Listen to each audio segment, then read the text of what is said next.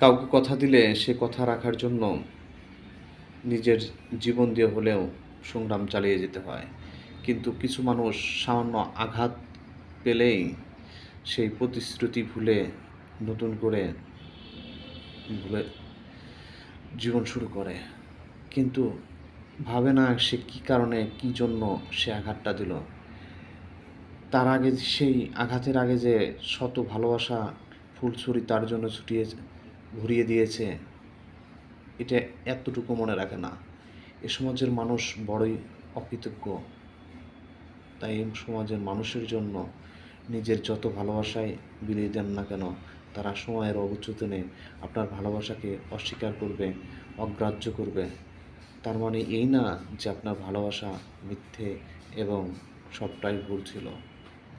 অকৃতজ্ঞ মানুষকে ভালোবাসলে এমনই হয়।